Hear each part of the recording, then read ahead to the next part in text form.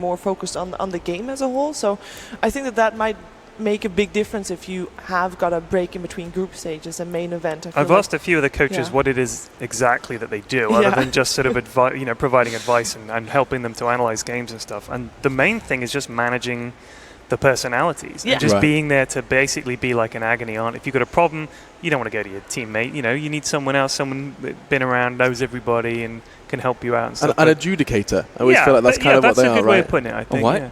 An adjudicator. I like that. Like a That's judge, a good one. yeah. So Shadow Demon has somehow stumbled yet again into the bloody 6 draw. wins, 6 out of 6. It's 100% pick and ban, I think. I was hoping that these two teams, they actually did not play Shadow Demon in their entire group stages. We had some Shadow Demon banned in the Digital Chaos series, but Faceless in their series, all their series, they completely ignored it. Not banned, not picked, but nonetheless, So are we expecting a Luna then to follow this, as it has been the recurring trend, it seems? Yeah, I think DC will take it here.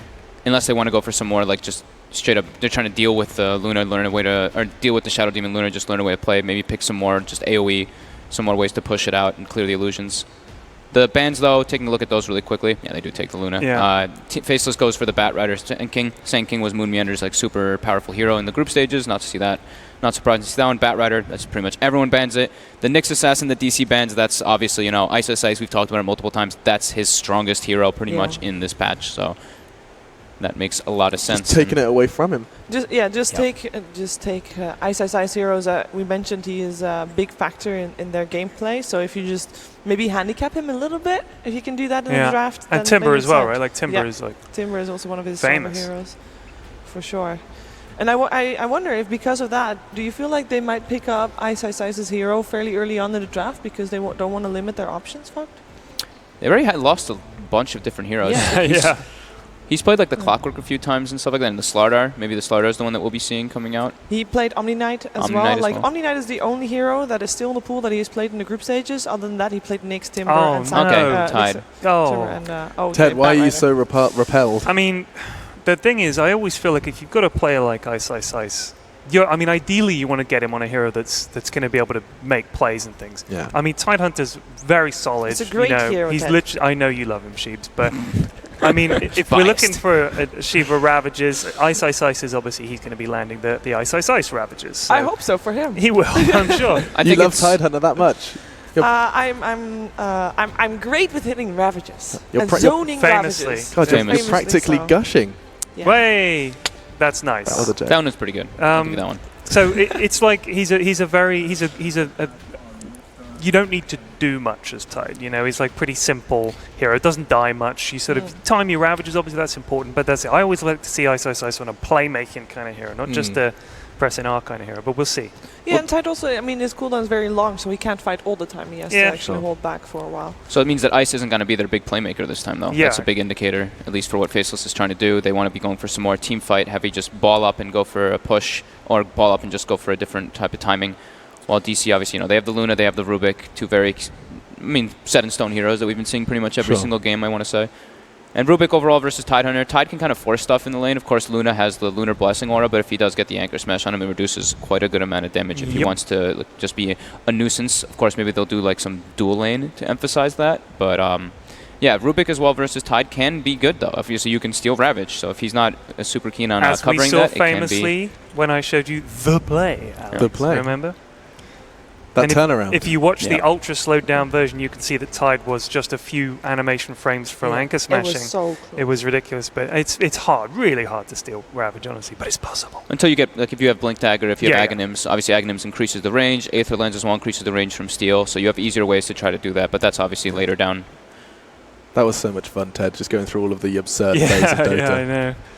Yeah, they're super hyped, dude. I think also maybe having the Rubik, you can steal Disruption. Yes. And that's kind of a pretty good way to try and counter the illusions, especially if you steal Disruption, you have a Luna. Yes. So it's a really good double point. whammy. Yeah. Okay. I like it. Now, what is Faceless going to do to stop that? Because Luna, we've seen a lot of Luna already. You know kind of what to expect. Surely by now, it's been a day. You got a plan for it. Right? Well, that's what you hope. Yeah, definitely. They have some. I mean, the Shadow Demon kind of, in a way, is an okay plan, obviously, to be able to get your own illusions for it. But yeah, okay, they ban out the Ursa. This is one of Weeha's more famous heroes currently. they played it even versus like lineups where it didn't even seem like the Ursa fit. But versus Tidehunter, of course, it's very strong because you don't lose your Fury Swipe stacks from his Kraken Shell, and you do lots of damage if you get a couple stacks on him. And I'd love to know your thoughts on the Medusa ban as well. Medusa's been banned out by DC.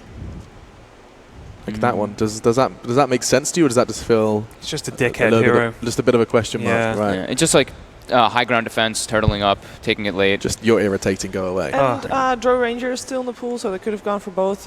Faceless has played a lot of Drow Ranger, Medusa lineups where you got Jabs playing the Medusa and Black playing the Drow, and then they just it's very strong. It's very annoying to fight into. Let's put it that way. This is usually where DC likes to pick up their offlane, especially since Ice already showed his. Okay, as I said, they go for Invoker instead. All right, well. Someone likes that pick. I heard someone shout, yes! Well, it's a Weehaw Invoker, right? Yeah, it's something of legend that he is one of the best in the world. Some for of his sure. TI performances were legendary. Yeah. It like also works with the draft in a way too, with the Luna, of course, getting that like push timing thing, heavy physical and magical damage. You can get Sunstrikes off of telekinesis as well from the Rubik. Yeah. It's maybe not as solid as a disruption, but hey, you can steal disruption if you still want to do that. But if with the right amount of communication, and we're going to assume that they have that, they got that sorted out as well. So a lot of early game kill potential just by with that pickup. It definitely strengthens the other lanes because like Rubik Luna can be okay versus Tide. Tide will definitely get something out of it, but maybe with a Sunstrike on top, since Lucent Beam's stun was increased, so you have like the lift into the Lucent Beam, you have easier setup for that Sunstrike. So it definitely does change that. So okay, so it does look like they're going to be going for like a timing window push with like mech on Tidehunter, maybe going for Chen Aghanims or something like that, and just be able to push out the lanes. Chen's quite a rarity though in the draft. We haven't seen. I think we've seen 1 or 2 Chen bans, and that's been about it. Yeah, during the summit, he seemed like he came back a little bit. I feel. We had a couple of Virtus Pro Chens as well, so kind of when Virtus Pro plays it, they make everything look amazing. Is it like, Lil that plays Chen for them? Because we saw them do that, I think, in the qualifiers as well. We watched them. I think the thing with Chen is if you have a good Chen player, it's great. But you don't see it picked up much because I don't think that many teams really play Chen, honestly. It's like a good combo though. Of course, like Shadow Demon Chen is something we used to see a lot. The dual roaming potential for them to be able to like Invoker does not really have any type of potential to save himself early on in the game, so they do have that excellent dual roam. We also see like talking about VP, since they're probably the ones that's picked Chen the most. They like doing this approach where they force their off lane to get experience. The Chen just comes down there with the creep, bullies out the supports a bit, and forces the offlaner to get something. Do you think you maybe take Ogre here just to sit with the Invoker? He's still in the pool. It actually, Ogre fits fine. Why not? Point. It's been such a commonplace presence. They go with Undying. Okay. Gives him more team fight, more early game potential, and Miser's played it a few times here. He's been playing a little bit of a different hero pool than what we're used to seeing. This guy. God, the excitement is just radiating through the theatre. Is it cold in the arena? I didn't think so. Good morning. Good morning. Hey. Welcome. That reaction, though. Yeah. It's not every day you get woken up by a crowd and the internet. It gives you an applause when you wake up. a crowd waking you up with an applause. Beautiful. Love that. The Undying also gives DC a bit of sustain. Obviously, with like Luna, you usually want like one hero that can kind of just heal you up a bit to be able to do your pushes in a better manner. So it gives you that as well. Mm-hmm. And I mean, maybe they'll do for like I mentioned before, like the dual lanes, like they've been liking to do. They could do like Undying +1 for Moon, and then doing the Rubik Luna short lane. But at the same time, they also like to switch the lanes, like I said. So they could throw the Luna in the off lane with like 2 supports and go for some type of aggro potential, since there is a Chen. Yeah, is this something you're looking forward to? You said Misery's drafting is fun because you don't know where things are going. Yeah. Have you got what you asked for? Has this been an enjoyable draft phase so far? I mean, yeah, definitely. I didn't think that they'd pick the Invoker so soon. They're really saving Moon's hero for last. Whatever it's going to be. Yeah, last time they picked the Undying, they had the Sand King with it for the dual lane, I believe. So that is already removed. So it's gonna be a new one. And in terms of heroes that go well with Undying, there's actually a lot. You can go very diverse with it. Yeah, Darkseer is like one of the ones, most of the ones that come to mind. It's a stable one, but you can go Spirit Breaker if you really want. You can go. They haven't got any jump at the moment. They really don't have much jump. Until you get like a blink on the Rubik or something, I guess. But yeah, there's still the Slaughter options still there for sure. Darkseer, those two. The Darkseer gives them like the mech timing window, so if they want to go for something like that, able to like deal with Faceless's massive push lineup, which they're obviously going for with that DK pickup. That way they'd Or have they like could go mech for and Slaughter. soul rip as well. Yeah. And, yeah, have a bit of sustain. Increased sustain, for Yeah. sure. They even ban out the Slark now, too. Yeah. I do Goodbye, like the Slark. Slardar with the amplified damage and the Dragonite as well. It makes him a bit more easier to chew through. I think the Slark ban, it's like something that Faceless was doing a lot, at least in the SCA qualifiers. They were doing like, they picked like 4 of their standard heroes, and then they would just pick a Slark, and they're like, okay, we have this at least backup resort if the game gets to like a later stage, which we don't really want to, but we can. Not the most needed that they want, but yeah, it could be a potential. I wonder if they would think the even Dark take Seal would be happening. Earthshaker. If they're looking into a big push, I wonder if Earthshaker would be a thing. I've seen Moon play it before. Yeah, that's not in True. quite a while, but yeah, Moon has a pretty He legendary has a shaker. very good shaker, Yeah. and if you've got a Chen army and you've got illusions and everything. Actually, illusions. I don't know if they trigger Echo, but I can't remember. Purge would know. They do. That's why Purge should be on the panel. do. Fire They period. do. They do. Corpses and illusions do. Corpses? Not snowing in Boston. I'm sure Dead you bodies. mean Like dead things. things They, that are they in do the liner echo. one. Yeah, they do like the echo return as well. That's confusing. Yeah. I heard there was supposed to be snow in Boston, by the way. It snowed I a was few days ago. I It's didn't just see it. roof snow. Whoa! What's happened to the crowd? Oh, I see. We're looking through Okay. something. Okay. So they go for another like push hero that can work well with their team too, Ooh. Terrorblade, and it gives them that late game type potential. Terrorblade. I'm And telling it you. also, what is it? An illusion spammer with Shadow Yep, Demon. Yeah. Yep, So not nice. only do they have the Luna on the other team, they have their own Terrorblade on top Damn, of that. This And is a I like the draft. It's a good good one. lineup. Yeah. lineup. Yeah, let's see what DC can do. telling you, man, Earthshaker. Oh, Okay. Legion, Legion okay. commander. That's I think that's a really interesting approach toward the Shadow Demon as well as toward the Terrorblade, being able to spam him out in laning phase. Undying Legion Commander versus Terrorblade, like if you get hit by 2 or 3 decays and you get hit by an overwhelming odds, you might just die and not even expect Yeah. it. So I think that's gonna be a bit of a hard lane for the Terrorblade if they don't keep the Chen there and helping him out. I'm excited. You like the draft then, Ted? You thinking Faceless could put up a bit of a fight? Yeah, no, Faceless' draft is good. Yeah, it's a solid, it's a pretty obvious strat, but it's hard to beat. So it's going to be a close one, but DC, come on, DC. Yeah, we're giving DC the edge, there's Yeah. no doubt about it. It hasn't been easy for Faceless so far in this tournament. In fact, they've played over just over 2 hours of Dota, not picking up a single game yet. 0-2 in the group stage, and now they stand on single elimination. DC stand against them, and it is time for their first game. To guide you through the action, it's going to be the voices of Winter and LD. Enjoy. Well, Winter, not a whole lot of surprises for one man as far as that draft goes as we get ready for our opening match of the day, DC versus Faceless. As soon as you saw the Chen pick, you said Dragonite, you said Terrorblade. They went for both. If you can read them that well, do you think DC saw this coming too? Yeah, probably. It's a very straightforward push strat. I was kind of a bit of tossing up Morphling or Terrorblade because I know Black likes to play Morphling, but they went for the push at the end of the day. So you're going to be able to apply more pressure against the enemy team. But DC went for a great last pick though. LC is very good against Terrorblade and is also very good at initiating on the Tidehunter.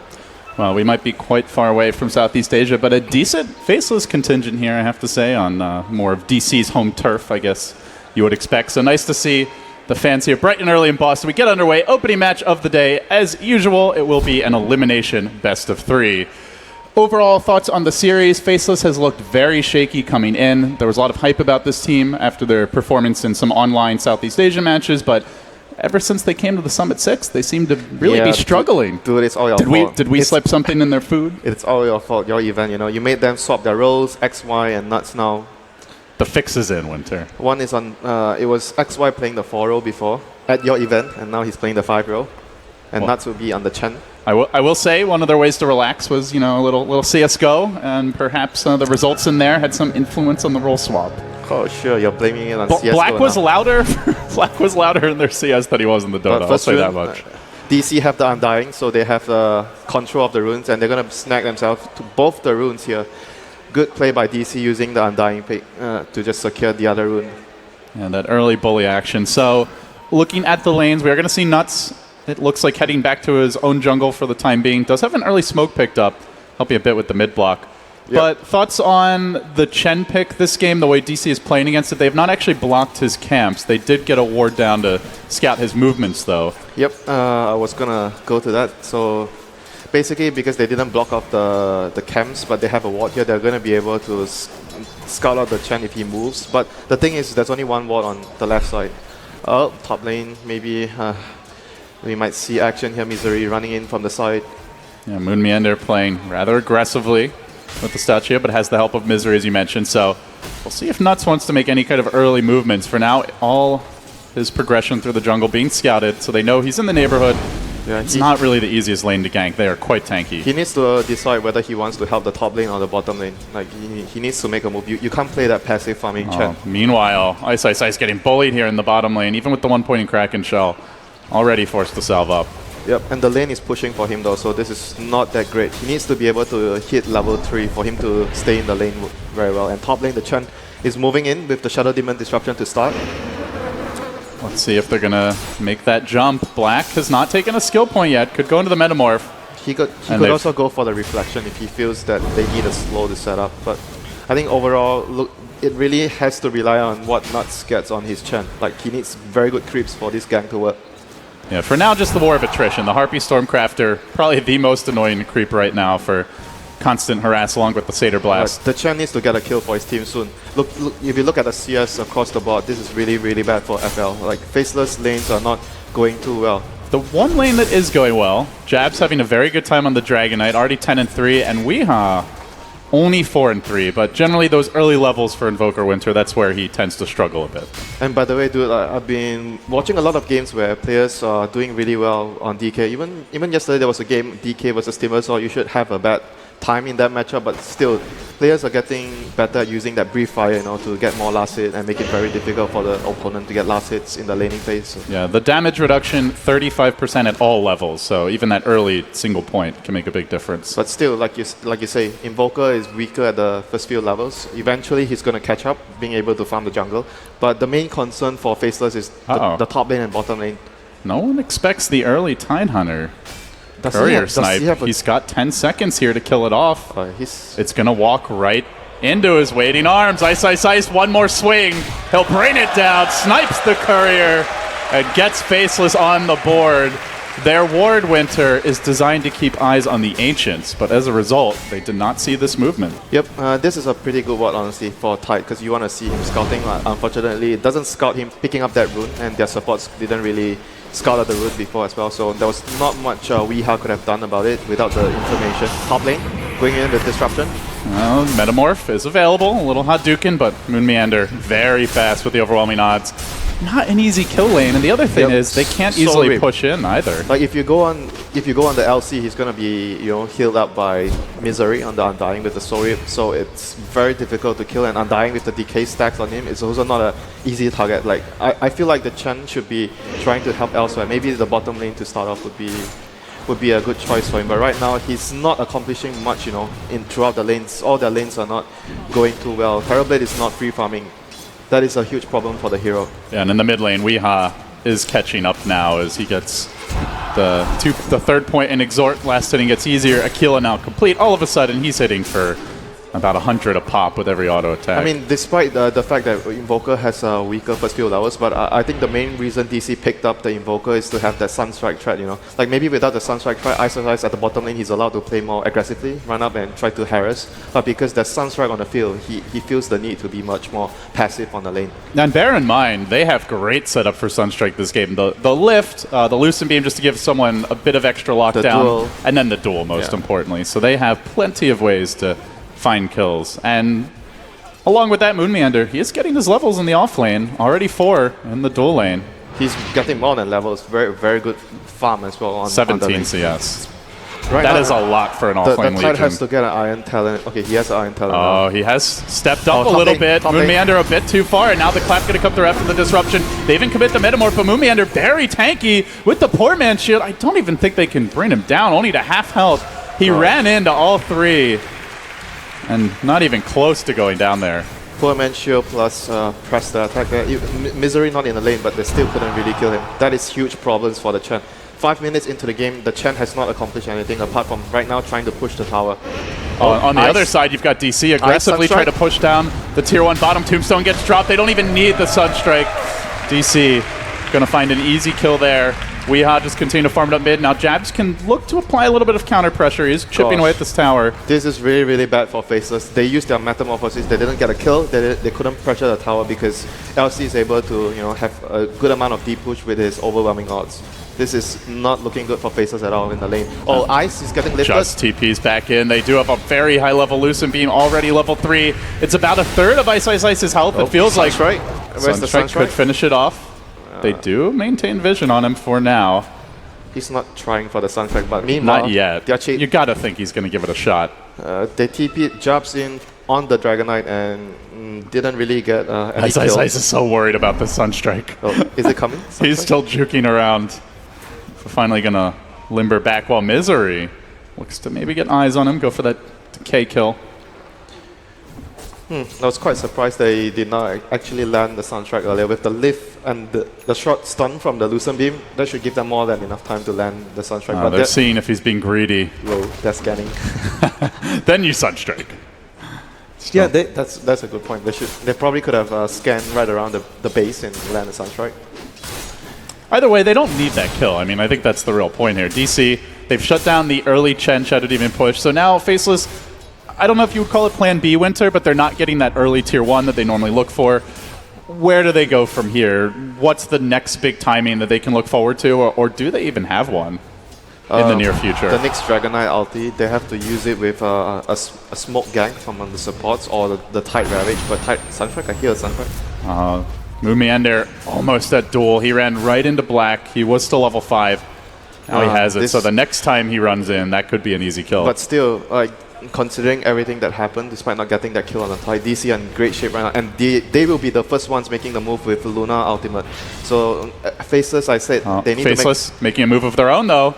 Onto the top lane, they're going to find Moon Meander. Disruption comes through. Black does have access to Sunder. Not going to need to use it. The chain stun from the Centaurs comes out. Actually will Sunder in the end, but kill secured. Faceless grab an important one. Jabs might be caught out here.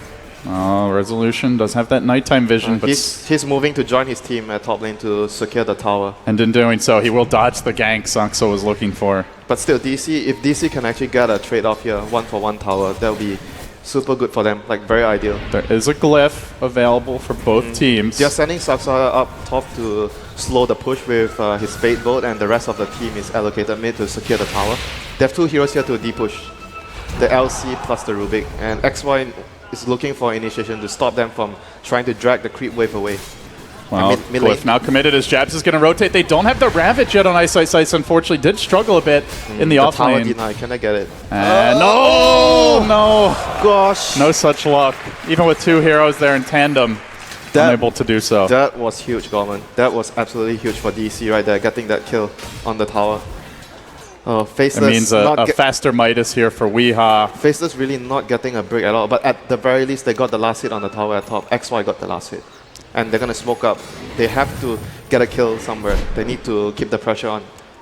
Like, DC is getting way too much out of the early game.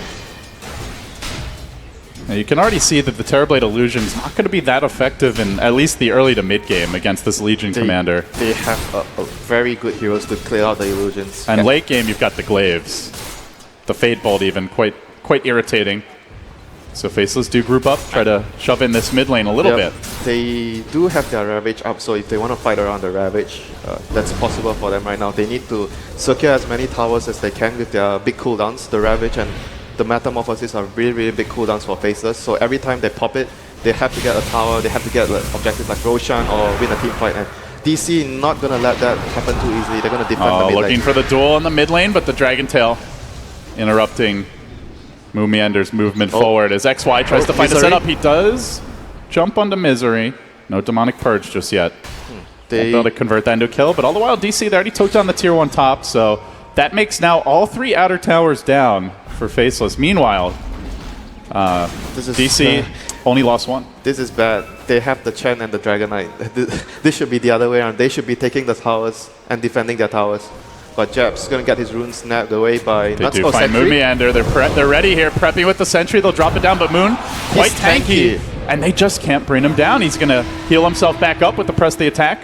And we'll be able to walk away. Faceless again being denied. The Dire Courier, meanwhile, getting sniped. Wow, that was a lot of gold inside. And it had the Helm of Iron Will on it. Oh my god.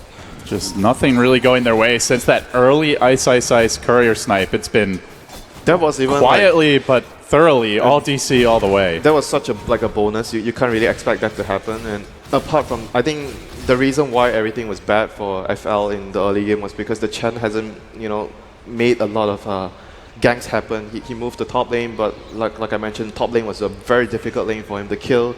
And they couldn't push either, so he just didn't really get anything done. Yep, that's why I suggested probably going to the off lane would be like how Na'Vi plays their Chen. You go to the off, you grab a creep, you go to the off lane, you help the off laner right away. What he did this game was he grabbed a creep and he went to his safe lane. There's also more gank paths there, more ways to flank behind the tower. You could pressure the mid as well if you're doing that. That's the beauty of going to the off lane first. But now, it was a Quas Exhort Invoker who didn't really have any help, so he's pretty gankable at those early levels. But that is all behind Faceless now as DC find themselves on the offensive. They have a stolen Dragon Tail to combine with the lift. Saksa, very long lockdown, and expecting some ancient shenanigans from Faceless. Not the case just yet, but they move in. Dire scan just barely clipping Moon as he Ice might still go down here. Ice. I'm not sure he was paying attention. He stuck around, and now the Lucid Beam going to hit him. He will commit the Ravage. Is he going to TP out, or does his team try to come and fight way too far away? He's still dead. Into the tree, so good. Ravage down. That was a bad Ravage there. And a Sunstrike will mark not only the kill, but also the 280th duel victory for Moon Meander. He was at the same time trying to make sure that Rubik doesn't steal his Ravage, so he had to spend like half a second to cast that anchor, so it didn't give him a lot of time to try and get away with from the LC. Well, or you could just not Ravage. I mean, he was like, I don't want to give him dual damage. Oh god, we had denied the tower. Wow. Oh my god. Two trains crossing paths in the night here, but it seems the Faceless1 about to get derailed. They'll send home jabs. Armlet is coming. Nuts nowhere near a mech, it looks like. I mean, going back to how Faceless is going to be able to... Oh, Eclipse bottom lane. Not done just yet. Ice trying to shimmy away, and he will survive, so at least the Eclipse committed. Sunstrike, though, looking for the kill. Won't find it. But if they want a 5-man Winter, it's not going to be too easy. They don't have a mech on Nuts. He's still not level 6 at 13 minutes as a Chen. They have to rely on their big... Oh, Ice. Oh, he's toying with them, He's really toying with them. But Faceless has to, group up and use their big cooldowns. They have to get themselves back into the game through using their big abilities to get objectives, win a team fight. But Moon Meander here trying to get a duel. Oh, he's going to get it! Oh, he finds jabs too, and this is without the armlet. Easy takedown. Duel number 2. Another winner for Moon. Such good movement here by DC moving around the map. The only criticism I can have for them is not using the Sunstrike with the Rubik lifts earlier, but they are using it really well with the LC duel. Securing him another duel victory right there, and another tower against the Chen Terrorblade lineup. This is what you do not want to happen if you're Faceless. You should be the ones pushing the tower. You want to be the ones pushing the towers. And on top of not only taking that tower, DC now going to take over the stack of Faceless, using the Forge Spirits here in tandem with Resolution. God. They're going to steal the whole stack, Winter. Tombstone gets dropped on the high ground. Faceless, how do they even move in? There's no Ravage ready. The Ancient's quickly being brought down, and Moon threatening to come back in. He's going to have a duel soon. Sunstrike at the ready. They get the lift off onto Ice. Nearly dead just from that. Continues to be forced back. They can send him home, and in the meanwhile, Sunstrike coming in. There's the disruption to save him. Should by the time he needs to get away. He will go poof, but the Ancient's already cleaned up. Can they turn this? Oxalo, not dead just yet. Has stolen the Test of Faith, tries to make it out. Looks like he'll survive. The trade, though, is Misery on the Undying, so they lose the Undying. Tombstone now down, and DC definitely going to want to retreat here. Yep, if only they had Eclipse on Resolution, they would have definitely taken that fight. But still on cooldown for 30 seconds, so that allows Faceless to be able to win that fight, even though they didn't really have Ravage up yet. They just got it up, so we'll see what Faceless decides to do with their cooldowns right now. They are trying to get Roshan. Yeah, Eclipse down for a little bit longer, I suppose, and Undying just respawning. They have a DD on Jabs. And with the armlet, this is a lot of bonus damage for him, hitting nearly 300 per auto attack. Black committing to the Metamorph here. They're going to go for the Roche. Looks like so far, no sign of a contest from DC. They're just pushing out the other lanes, but already BOT's up on Weeha. You've got Resolution farming very well. Just look at what Darrow's doing. His team is doing Roshan. He's all by himself in the bottom lane. Well, is he though? Or our friends just around the corner? He was alone just now. There were no friends in sight, but because he was playing so aggressively, DC were like, oh, they might be around him, but then again, it's Ice, so you never know. Or maybe he'll just be alone and ravage your whole team and try to run away. If you see someone like Burning farming like this, you know he has backup. But if you see someone like Ice doing that, you're like, is he actually alone? Or maybe not. Mind games. Yeah, the mind games there's allowing his team to, even though DC weren't really going there to, contest the Roche, but it was still good play by the offlaner to make sure that the enemy doesn't know what your team is actually doing. Are they behind you? Are they doing something else? You keep them guessing. So it allows his team to safely secure the Roshan. So Winter, boost in momentum here for Faceless. They're still down about 5,000 gold, 3,000 experience, and I think it's about time we start talking about how the teams match up heading into the mid and the late game. How do you feel Faceless can fare, given they're obviously not hitting the early push timing they wanted? Do they have a plan B? They're pretty good late game with the disrupt on the Terrorblade illusions. DK somewhat decent late game, and Tidehunter. I think Tidehunter is great late game because of the fact that when the BKBs go down to 5 seconds and you hit their refresher timing, Tide will be extremely strong. But, you know, Misery is going to get initiated here by jabs on the stun. Gush followed up by Ice Ice Ice. He has very the Mac tanky though. Yes, Mac. So that is not an easy kill at all for Faceless. Yeah, did not want to blow a Ravage just for that kill. The Ravage is like one of their biggest spells right now. If they use it, they have to get bare minimum 2 kills or objectives. They can't use it, you know. Or at least a core. Just, you can't be getting a support on They can't dying. just use it to kill support, or, you know, like what Ice did in the bottom lane to get away, to not give away the dual damage. Right now, they are not in a very favorable position. They have to get a lot from their big ultimates. And Rubik here gets a steal, he gets the stun. A pretty good steal for him. Right now, what's interesting to see is what is Moon Meander going to go next. Is he going to transition into a much more initiator, or he wants to go for like a more carry, like with a Shadow Blade, which allows him to maybe build into the Silver Edge. That's really good against the Tide later on. Yeah, even the Dragon Knight as well. Yeah, that too. Faceless grouping up under cover of smoke. At the same time, the DC are mirroring that movement. They head towards top for Digital Chaos, and Faceless trotting down to the bottom lane. But there's a tier 1 here, so that should be an easy grab. That was like good play by DC. Wow. Unfortunately, not an easy last hit. What? Weeha with the Forge Spirit Dude, tower deny. That's now 2 for him. 3 for him if you count the last hit that he got on the tower in mid lane, where FL was trying to deny the tower and he managed to get the last hit against 2 heroes.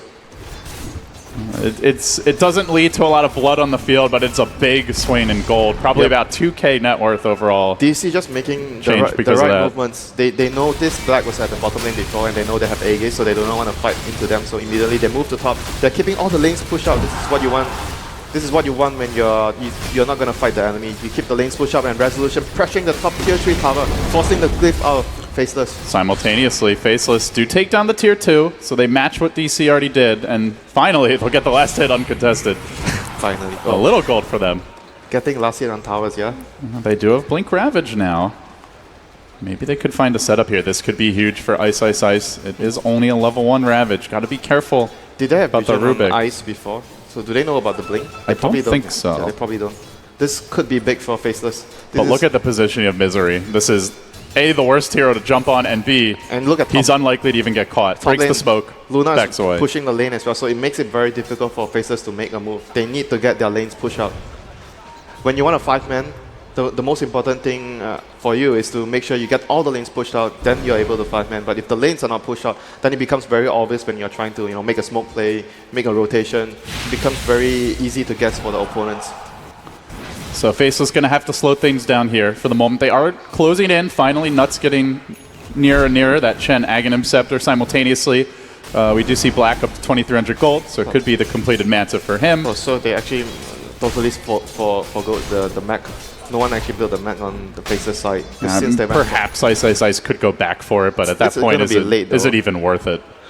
Not sure if he still wants to go for it, or he's going to opt for something like a 4-star, more mobility items. You want to have mobility items against like the Rubik Leaf, since you are going to be able to remove the Leaf duration if you get a 4-star on your teammate. You can see the overall tenor of the game here with all the tower denies and last hits, the constant farming for the Weevoker, who, by the way, has carried more than his fair share of games as a single core Invoker going into the late game. And in this case, has a Luna and a Legion to back him up. DC do continue to pull a bit farther ahead. They're even going to start to pressure the mid lane, grouping up the whole squad, rotating into position now. And they're going to let Resolution be the man in front. Already not only Manta complete, but an Ogre Club to go along with it. Out-farming the enemy Terrorblade for now. They're just starting to push once the Aegis is gone. So DC feeling they're much stronger than their opponents right now. But still, if you look at their heroes, they are pretty close to their Aghanims on Invoker, though. They might want to consider having it. Who's going to get the good initiation, though? Moon has a Blink, but at the same time, there's the disruption with Aether Lens. on XY and Ice with his own blink. You don't really want to make a first move on Legion unless you get the tide. They could go for it. Jabs leaping in over the top, tries to find resolution. Ravage! Then the Ravage comes through, but Soxa with the steal, looking for the counterplay. He finds them all! Beautiful turn by Soxa, and then the follow-up by Slow. The Tombstone doing its work. Misery forcing them back. Faceless, though, surviving through it. Black Lady with the damage. The Terrorblade gets to work. It's a triple for him. It's likely to be a quad. Misery with the TP out. He won't make it. Faceless slamming the door and winning through a stolen 4 or maybe even 5-man Ravage. My God, thought Soxa had won them the fight for sure there. But Terrorblade at the end of the day is still a hero that outputs so much of damage. Looking at the replay here, they get the jump onto Resolution, but immediately LC cancels the initiation. Rubik steals the Ravage right here. And it was mid-anchor smash cast too. He literally hit all 5 with that. And they still lose the fight. They couldn't kill the Terrorblade. And Luna did not get his Eclipse off because he just got destroyed right away by the Terrorblade. What a massive fight for Faceless. Yep. Just when you start to count them out. Very good jump there by Faceless. They coordinated it really well. They initiated with the DK. He stuns a target, forces the LC to come in to save the Luna, and Tide got a fantastic Ravage despite still getting stolen by the Rubik. But still, it was a great first move there by Faceless. Very well done. All of a sudden, Ice. Some nice gold in the bank for him. He's going Refresher right away, I think. It's going to be very important, like I mentioned. If the game goes late, the Tide has to get to the point where he has the Refresher. Yeah, you can even just commit one to make sure you kill the Rubik and then still have another for the rest of the team. So perhaps a way to deal with that spell steal as well. But DC, they know the Ravage is on cooldown now. Yep. And they're going to move right back in down the middle lane. They feel like they have the power play here. Moon with a big, deep dive onto XY. Will cut out his heart. Shadow Demon brought down. Rubik did not get disruption. And suddenly, after a great fight, Faceless by DC, not just knocking, but banging on the front door, aggressively charging in. Ice forced to jump in with an anchor smash. He is very tanky, and he does what he can to slow this push down, but the Glaives, they continue to bounce, ramping up the damage, forcing nuts back. Even a Zoni Meteor gets plopped down. And with that, suddenly, Faceless get racks just like that. Decisive movements from Digital Chaos and no reply. Faceless, minus their Shadow Demon, and more importantly, Winter, minus their Ravage, have no response. That was such a world-class play there by DC. That decision-making, understanding they had like 20 seconds to 30 seconds to actually get the racks when Tide plus Metamorphosis was still on cooldown, so just very, very good decision-making by DC that allowed them to secure that racks. And not having the Shadow Demon actually quite a big deal. Is they can't disrupt the Luna to slow the push down. They don't get those extra illusions to stall. That's very important. Like the game that we saw yesterday on the who was it on the SD kept getting disrupt on the Luna, and it actually meant so much in the team fights. So a great pick there by Moon to find him early, and does go to show you that even though XY might be a poor lad, he's a very important one for Faceless. They popped a scan, they were anticipating. And Roche is about to respawn. They're expecting FL to try and, get something in return. Sunstrike to scout things out. A little bit early, Roche not coming up for 10 seconds. They do have their power spike now after getting the BKB on Resolution, so he's not going to be an easy target anymore. Definitely not. They have decent physical damage, I suppose, from Black, but Luna has great armor as well. 19 just on her own. That's not even counting the mech. The thing is, Black does not have a BKB, so I think if Invoker, at some point, you want to consider getting a BKB, so you run in the fight, you don't have to worry about Ravage, and you can drop the spells on top of the Terrorblade to kill him. Since Terrorblade does not have a BKB yet, he's going for a Skadi most likely next. So that's going to give a good amount of timing window for the Invoker before the Terrorblade starts to think about getting a BKB. And it does make you wonder, Winter, will Faceless be able to deal with DC late? Because the Terrorblade illusions, you've got to worry about the Invoker. You also have the Luna Glaives, great for clearing them. We've already seen that Legion's overwhelming odds is quite effective, at least at somewhat chipping away. Then you've got the Fade Bolt, whatever Rubik steals. You're not just going to have this easy illusion spam to rely on to auto-win you the game. That is true, but at the same time, I feel like they have two other really, really good tools, the Refresher on Tide, and you want to have Dagger on the Shadow Demon so you can get the Disrupt on the Luna. Those are they use 2 smokes there. That is not great for Faceless. They are going to waste 1 smoke in the mid to late game scenario. They're going to try to get a first move here. Could be big, but Soxa also smoked up. He's got a blink now as well, so Ice is going to be very tough to get off a perfect Ravage. Jabs will be revealed. He still marches forward, blink, and a stun, and he's going to find the enemy Rubik off the bat, but Saksa kept alive and now turned upon. There's the BKB. Eclipse coming in hot and heavy from Resolution. They bring ice low. Can they finish the job? The Glaives continue to bounce, and Misery jams it home. Will find the kill, but he gets turned on in turn as Black moves forward. Directly on top of the meatball, though. They're going to look to duel, and Moonmeander can't even get it off. Blade Mail's there. Doesn't even need the duel to get the kill. And with that, it's going to be 3 down, a buyback on the Tide, but no tower to TP to, no team to join. This is not good. Winter, there is no Metamorphosis even online now, which is basically an ultimate for Faceless at this stage. Well, DC might have enough time to secure the Roshan and go for the push as well. This is really, really difficult for Faceless right now without the Metamorphosis, and they have to deal with the Aegis on the Luna. They're going to need a Miracle Ravage on Ice's Ice here to be able to hold. And the thing is for DC, they don't even really have to commit that much. They can just chip away with the Forge Spirits. The Luna can be out in front, but she's got Aegis and BKB. And then Weehaw doesn't need to jump in. They have 2 BKBs now. This is going to be so difficult. They somehow need to find a Blink Ravage or a Blink Stun by the DK on the Invoker or the Luna before they get their BKBs off. But then again... And you have to hit the Rubik so he doesn't steal it. Or at the very least, he's got to be locked down in some other fashion. When there's a lot of ifs, it's going to be difficult. Something might go wrong in the team fights if everything has to be And then perfect. while you're busy waiting, trying to find the perfect Ravage, they just jump in and kill somebody instantly with a duel, a Sunstrike. And we've seen the Eclipse damage. They have the Sandbag and the Disrupt to save the dual target. I'll give that for Faceless. So a dual target might still be able to get out of harm's way with the supports behind him. A lot of pressure, though, on Faceless. DC with more tools to initiate. More get-out-of-jail-free cards. They can't afford to lose another team fight. I think the Terrorblade might have to consider completing a BKB before going for the Skadi right now. Because last fight, he just basically got destroyed by all the spells. He got Invoker can basically solo him at this point. He needs to get a BKB, and Weehaw setting up in bottom lane. Jabs does not have a BKB here, so he might want to stay back and cancel Jabs TP while his team forces the push at top and BOT himself into the top lane. This might be Weehaw's play right here. This could be big. Could just win them the game if they don't have the Dragonite Tornado comes through. And now he's going to go for the TP out. Jabs probably trying to hunt him in the trees. No, he just starts walking back, but it's already too late. Weehaw up to the top lane. A master stroke from Digital Chaos as they surge onto their second lane of Rax. So with this, could be up to the 1-0 advantage. Where's the team fight? It's already looking like the full lane will go down uncontested. The plays from the Weevoker. It's the hero that he rose to fame on even before the Meepo. Oh my god. He delivers once again. That was such an amazing play there. Such an amazing read by Weehaw. Just what a player. And knows the Dragonite can't even chase him to try and cancel his own TP as the Blink is put on cooldown there. Just really no counterplay available for Faceless whatsoever. Look at their buybacks. The next fight, they're going to need some buybacks for the next defense. Terrorblade has buyback. Dragonite has buyback, so those are the 2 cores having the buybacks.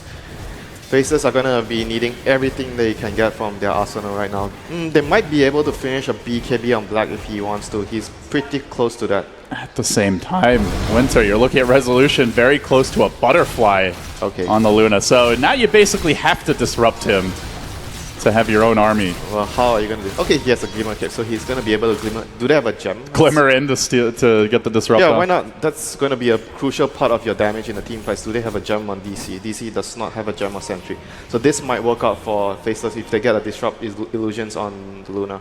Well, they're going to show Resolution bottom. I doubt he's going to push too hard. He has bought the Quarterstaff. Just watch the Shadow Demon. XY might be the hero for Faceless in this fight.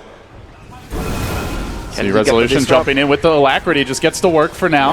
And now he's going in for it. He's look going at for the it. attack speed. XY will Glimmer in for the disruption, but he doesn't have the Butterfly just yet. He's even going to be purged as they try to slow this push down. Resolution will back away. All right, and now they see you're the 250 gold away from your Butterfly. But they're not even waiting. Yeah, but the thing is they see the Glimmer now, so they're going to be much more prepared. They continue to heal Resolution up, pumping damage. Now the tier 3 falls. That's 3 down. XY just getting chewed apart by the Glaives in the duel. Moon was ready, shuts him down, and they chase forward. Ravage comes through, gets up the Anchor Smash. This time won't be stolen, but don't know if it matters anymore, Winter. Ice getting blown apart with the BKBs. Resolution standing strong. Black does have the Sunder here, but he won't. Oh, he's going to drop anyway. Won't be able to get it off. There's the GG. Digital Chaos outmaneuvering Faceless every step of the way. Just outplay after outplay. Whether it was the TP cancel, whether it was great tower denies early on. excellent performance from top to bottom, and they will take game one. Yeah, once again, world-class performance here by DC. Very good decision making, and the lanes went really well for them. And it came down to the point where the Chen pickup just didn't, get his job done in the laning phase. They just lost too much control on the laning phase. Black didn't get his free farm. Daryl on the tide, he was struggling a lot on the off lane. Didn't receive any help at all from his supports, apart from that one TP from DK when he was getting dove. I mean, Faceless drafted a very clear strategy, but didn't feel like they were confident in executing it. Not something we've seen too much out of them as far as their play style. Normally, more of like a Black playing a hard carry that wants to farm and play a little slower, but wasn't able to do that this game. DC's shot calling, amazing this game. Yeah, they definitely feel like a team. They looked a little shaky coming into the major. Hadn't played many games, I think just mainly elimination mode and the summit. But man, they are gelling and showing that there's a reason why this team finished top 2 at TI. So with that, Alex, DC, they certainly were the favorites coming in. They continue to be so right now. Yes, indeed. I mean, this was kind of, is it safe to say anticipated by you guys as much as it was our panel? Yeah, I mean, Black just did an interview. I think he even retweeted it last night about like their shattered confidence. So, I mean, Faceless are aware they haven't really been performing the way they used to. Swapping roles before the event is not exactly a good sign. So I think they had a much stronger draft than usual this time, though, to be honest. But yeah, I definitely they still didn't think play the draft. But they weren't Yes, confident exactly. executing it. I think that's the big issue. I think that's something we'll dive into deeper on the desk. Thanks very much, guys. I think, as Winter was saying, they were not happy with not comfortable on some of those heroes. In fact, you were actually talking about this in the green room, Shiva. It looked like Faceless were just a little out of kilter. Yeah, I believe I saw some, like the last time Nuts played Chen was at the Vanilla Major qualifiers, and he hasn't played it since, and he didn't feel comfortable. I believe there was even a very harsh tweet from TI champion PPD. This Chen has no idea what he's doing. Damn, and that's towards Nuts. Yeah, well, I mean during the game already, the commentators the first 5 minutes already said, well, this Chen has not done what a Chen should do in the first 5 minutes. Doesn't have the impact that a Chen should have, and I feel like if they maybe had a bit stronger of an early game, they would have done better. But So let's run with that then, Fogged. What should a Chen have done? What should have been on its checklist for the first 5 minutes of game? Well, first I'd say, like, playing a Chen when you're with a team that feels kind of disconnected and when you haven't been together that long, it can be extremely difficult. It's a completely team-oriented hero. You have to walk around completely, like, just in a unison for it. So just going off what he probably should have done was, I think the Tidehunter super struggled. Like, he's versus a Luna Rubik. It's a Tidehunter. He didn't get Ring of Protection. He didn't get any, I think he started with, like, boots or something. So he got zoned super heavily by these 2 ranged heroes because he obviously can't walk into Anchor Smash to reduce their damage since they're ranged. And he had no help. So he struggled so much in this draft. Chen should have probably started out bottom, even though his safe lane would have suffered a bit. Suffering for like 1 or 2 levels is fine. There's no way he dies to an Undying Legion Commander. It has to be a mistake that's made there. I think helping your Tidehunter, then making that quick rotation, and then even using that with the Shadow Demon, making some emphasized roaming potential with the 2 supports could be an option at that point. Having your Tidehunter get so shut down, he's so crucial to their draft. So that at least was the one thing that I was pointing out for that. But. So, I mean, that surely isn't the only weakness we can identify. Such a swift game as well. DC, they executed the draft. You said you like the way Misery does so, and no exception here as well? I like the way that they executed too, and they kind of like, I don't know if it was what they thought about, but they have a massive versatility and diversity with the way they draft, but Rubik and Undying were 2 of Faceless's key heroes in the way that they ran through the Southeast Asian qualifiers, and they took both of them away from him right away. Yeah, it has been cool approach. Quite the contrast, quite the juxtaposition between those Southeast Asian qualifiers and arriving here in the Boston Major. Undefeated in the qualifiers, not won a single game here in the Boston Major. Perhaps they'll be able to turn it around as we venture into the next, but first, it's scoreboard time. Let's have a little look at the scores on the doors. It wasn't pretty for any Faceless fans out there. In fact, 3 members yet to get off that goose egg. But 4 jabs. I feel like he is the team that is the player that in his team is maybe the newest, maybe the most nervous, maybe suffers the most from their lack of confidence. And his Dragon Knight, his first Dragon form, normally you look for a first Dragon form to come out and actually get something off the back of it, be that a kill, be that a tower, or at least a large chunk of a tower. He didn't really get to do something during his first Dragon form. He actually rotated and ended up not making a difference to where he rotated to. I feel like he struggled. He didn't have the game that you would expect from him because he is a very capable mid player. Yeah, it seemed like it was very DC favored until Faceless got that Roshan. The Rosh pretty much like enabled them to take a couple more fights, but in the end, DC's draft just was like a little bit easier to execute and not as cooldown reliant. Like having this Terrorblade needing to have Metamorphosis up in every single team fight. You know, as soon as you saw like they won that big team fight mid and then Meta wasn't up, Ravage wasn't up, DC just runs at them and takes a Rax pretty much because of that. Now, when we were kind of probed for an MVP, it seemed like the desk was split. Saxa and Weeha were the two names at the tip of both your tongues, Ted. What is it that made you suggest that Weeha could have taken it perhaps over that one? Was that just his Invoker play? I'm just a massive Weeha fan. You are? Yeah, he's great. I love watching him on a hero like Invoker. Obviously, the game was, in my opinion, won, but things like that TP cancel and stuff is just the kind of extra level that you get from a player like him. But honestly, a Rubik stealing Ravage, I think, deserves some points. So that with was no blink. Yeah, With he's no just literally like yoink. So I mean, it's kind of a misplay from the Tide, but you know, heads up play. And I like that. Rubik's it's a good hero for MVP, I'd say. Yeah, I think there was definitely some plays that justified the swift victory from DC and the dispatch of Faceless. We're going to be seeing them again in just a moment, but first we have to understand some of the more intricacies of that game, and to help us guide through it, it's Purge. Let's take a look. Hey guys, going to be focusing on the big fight in the mid lane that DC had some trouble with. It was very interesting because of the way that they set it up in the first place. They did a great job segmenting the fight with the Ice Wall, which basically meant that the only vulnerable hero on their side is going to be the Luna. So Luna's the target that they're expecting their opponents to go on, and to figure out how this team fight is going to go, we got to think about what their tools are. They've got Ravage, obviously, with the Blink Dagger, and they've also got Dragon Knight Stun with the Blink Dagger. Wasn't completely sure the Tide would have Blink here, but eventually he did catch up. So DC also has some solutions for that. It's mostly going to be press the attack for the Legion Commander. It can remove stuns and obviously any heals and mechs coming out of Undying, but that's kind of a side benefit. So they're expecting their opponents to jump in Ravage Resolution. They jump forward and do press the attack, but the really smart thing that Ice did was that he staggered it a little bit. He lets the Dragon Knight go in first, land the stun so the press the attack comes out, and then immediately after jumps on the backline and blows everybody up. Because of this staggered Ravage situation, it gave them a massive team fight advantage for DC. It let the rest of their team actually come from the back lines and initiate with their Chen creeps and things like that. But ultimately, because of the great steal from Soxa, it turned it around and made it a little bit more even. And it's even significant that this fight went this way in the first place, just because of how far ahead DC was. It was a great draft for them. They were ahead, but this was really a beautiful fight from Faceless. Credit where credit is due. Yep. You know, we're sitting there picking apart Faceless, perhaps the shortcomings on Chen, but then also it does seem like there's some praise to be hailed as well. It does seem like Ice was a common feature there. You enjoyed that one there, Fogged? Yeah, I mean, it was like pretty much as soon as Jabs picked up his Blink Dagger, Resolution was pretty far up, and they didn't expect it. They were just like, okay, we have multiple forms of save. They were probably just expecting the Ravage and having the follow-up, but since both Blinks come out, it makes a big difference.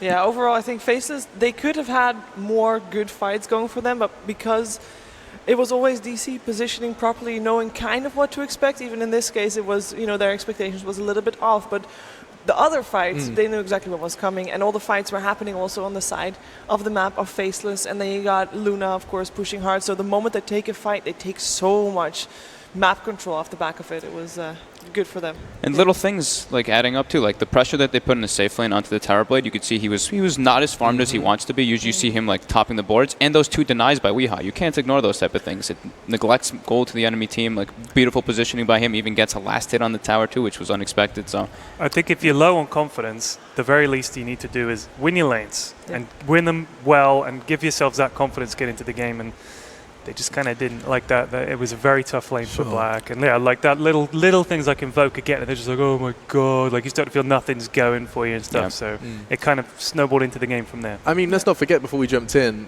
when you saw that draft locked in, you actually had a bit of a smiley face. You're like, I like what Faceless have done there. It's an easy to execute kind of strat. Like a lot of people do that kind of strat. And you've got the Tide to reset the fight or to initiate if you want. DK is the frontliner and Terrorblade as well as a pain in the ass. But I mean, it just, DC were just better, I think. And you could maybe they need to pull out a different strat, try something else. That did not work. First Shadow Demon loss on the main stage. Is that actually the first? Because it's been banned, but that's the first time it's been played and lost. It was 6 out of 6 wins yesterday. I think 2 of the games it was banned. Yeah, that sounds about right. And then, today. So that's the first loss. All right. Damn. Well, 2 of the names that we've been talking about, we were praising Weeha for his play. We were talking about Misery and his draft. And both of them, earlier on yesterday, did have a chance to talk to Slack. So we'll have a quick look at that before we get into our second draft.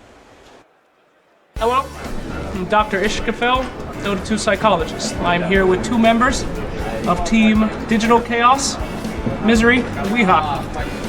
Gentlemen, I brought you together because your teammates have said that you have some problems. So you seem to be the most aggressive towards one another, and and we need to solve this before the Boston Major really kicks off. And I'm going to be here to counsel you as not a couple, but as teammates. Before we begin, simple test. I'm going to say some words. I would like you to say the first thing that comes into your mind. All right? Say them at the same time. Are you ready? Cat. Dog. Dog. Cat. Cat. Sure. Banana. Apple. Apple. Fruit. Fruit. Very good. Very informative. Okay, this one's a little more difficult. Divine Rapier. Gyro. Loose. Gyro and Loose. loose. Very good. Lose the game. Trust. Trust. Panic. Panic. No trust. No trust. That's why we're here, gentlemen. Panic and no trust. We're here to fix that. Here we go. What do you see? Anything at all? Nothing. You see nothing on the page. It's like, yeah. Okay. I see Bane like trying You to. see Bane, a nightmare, Yeah, like this is his head, and then Yes. it's like his arms like. panic, I don't know. nightmare, lack of trust. This symbol, Dota 2. Okay, good. You're not psychotic at least. What is this? Somebody throwing the sword and hammer at the trampoline. It's a really poor drawing. Yes, both on correct on both accounts. Very good. Finally, this. Does this invoke feelings of happiness or anger? This is like trolling. Trolling. Happiness. Happiness. Good, good. All right. We're going to try an exercise here. It's a couples exercise. I need you not to laugh. I need you to take it very seriously. I'd like you to both grab each other's hands. Just touch each other's hands. Just hold them in your hand. No, both hands. Both of them. Yes, just like that. I want you to look into each other's eyes for 30 seconds. Don't laugh. Don't smile. Look deeply. Don't look away. That's it. Don't laugh. There's 10 seconds left. Okay. Gonna give it to you easy. I'm gonna let you stop now. No, keep looking. Please, hold the hands. Say whatever you want to say. Just say something. Don't think about it. Just say it. Dota 2. Dota 2, great. What are we doing? Fantastic, fantastic. I think we've made a lot of progress here today. Dota 2 is important to you. You're wondering what you're doing here. What you're doing here is you're fixing a relationship. Last thing, and then I'll let you go. This is for both of you. I would like you to draw a map for me. At the end of the map is something that you want, but I need you to draw obstacles that stand in your way. Go ahead. A map. A map. Just draw things that are standing in your way to what you want right here, whatever that thing is. Yes, yes, on the paper. Draw away. Okay. Great. All right. Now, could you just tell me what the X represents? What are you trying to get to? TI. TI.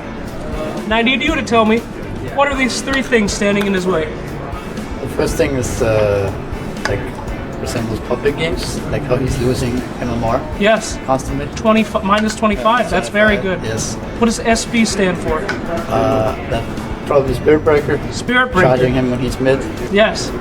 Very good. Thus him losing Is that correct? MMR. And last but not least, this says Dota. Do you know what that represents? A lot of Dota too, yeah. Very good. Do you see how easily he was able to see what blocks you from your dreams? So, do you trust him now? You said no trust. He knows what is weakening you. And you, now you finally do know what you're doing here. Thank You're you. cured. Enjoy. You're welcome. Very impressive. You're welcome. Thank you guys for joining us.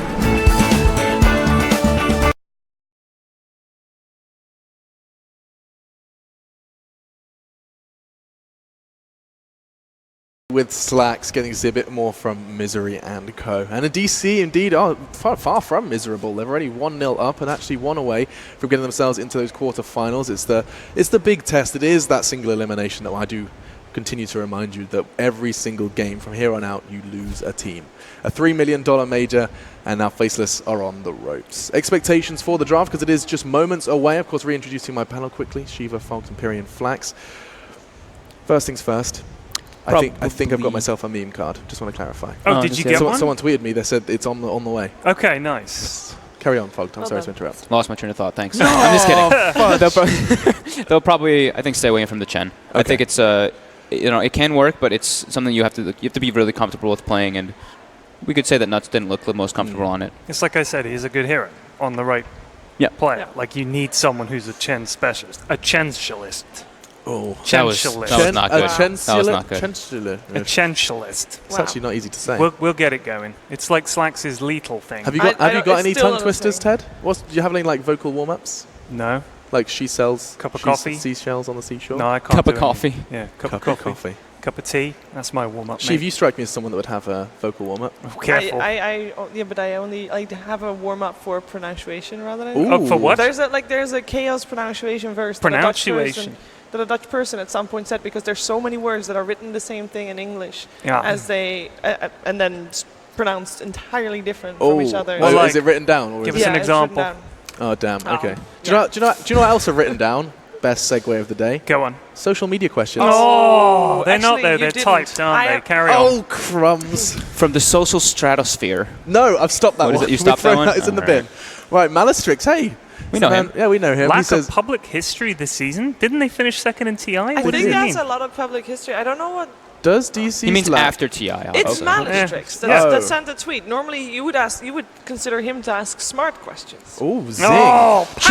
Chicken zinger meal for one. Right. Go home. Whew. I mean, this season, I guess this competitive they haven't season. really played this competitive season because according to me, competitive season starts after TI. That's according to Sheebs. According to me. Yeah. Even though all the graphics show earnings for like the whole year, no, right? They actually for lifetime. They changed it. They changed it. Okay. I think this season all they have done is the summit, and I didn't really perform there.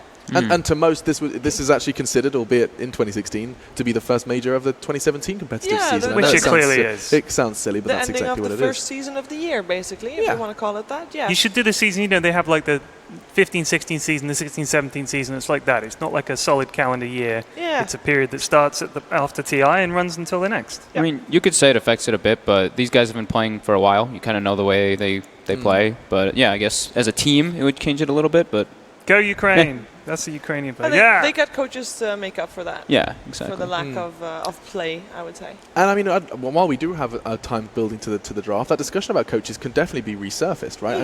I mean, we're talking. We saw Bulba sitting down, and his role is to coach that squad. And I do think it's interesting to debate first from a player's perspective, then from our perspective, what it is a coach can provide, and if it's always relevant. I mean, I think I've seen instances in other titles that coaches can have a detrimental effect sometimes on a roster. I think that if Faceless would have a coach right now, it would help them. Right. Are you saying Sam is a detriment to DC? I was thinking about. I've seen results go down when someone else. Yeah, when there's no respect for a coach. Coaches make a big difference. I mean, isn't there a difference in that other game where the coach sort of stands behind them? Yeah, do they still allow them to do that? Because I know there was some controversy. There's been a change. Yeah, you're not allowed to. The ruling has changed. They can no longer basically have a sixth man in the headsets. That's been changed. Okay, I think that's good. I think it's a coach has their position. I don't think they should be in the game. I mean, it's a 5-person game. Indeed, personally, that's it. Yeah. So. I think being outside and helping, that's great. I think it's needed even for a team now at this point. Especially if you're facing for so many teams which are using coaches, why not use your own? Yeah. So do you feel like it is, in everyone's mind, it is a benefit just to have another voice? How much is kind of taken on board is debatable? It depends also, as you said, you have to be able to trust and respect your coach, because the moment that you have even the slightest doubt that his opinion is valuable, then the coach is not going to mean anything, and then it might actually be detrimental because there's just a person down in your ear, you're not believing it, and he's just wasting your time. And they could be right. So you ignore them because you don't respect them, even though they're right. It happens. Bulba has a great track record, though, as a coach. Every single time he's been with the team, he's improved them heavily. So they definitely show respect to him. They even asked him to become their coach. It's not like he was like, guys, can I please coach you? So definitely shows a lot of respect. That's very important information. Sam is widely respected, definitely. Absolutely. I mean, that wasn't the question. I don't think we were doubting that. It was more of just intrigue to know that DC have this. Again, we're talking about their individuals being stronger, but we're also saying they've got a coach over Faceless as well. Yeah. Perhaps something that could be on two their... coaches two coaches, excuse me. Yeah. Faceless could probably... Yeah, Blitz, what are you going to do? Okay. Blitz is somewhere just shaking his fist in the air. Fuck Damn it. you, Ted! I'll get you, Fuck Ted! if you were a Faceless Yeah. coach. If I was Faceless' coach, Oh, they or should both. fire me immediately. No, because you so far Faceless has not won a single game. Yeah, I ain't Are gonna you- help them, Sheebs. Are you going to suggest for them to Make do the call, something Ted. entirely different? Yeah, or are you going fire to me. suggest for them to, No, I would to say do the same thing? You know what, lads? We're one game from elimination. Pick what you like. Let's have fun. Let's go out all guns blazing rather than try and pick some Chen strat that we think is going to be good, but we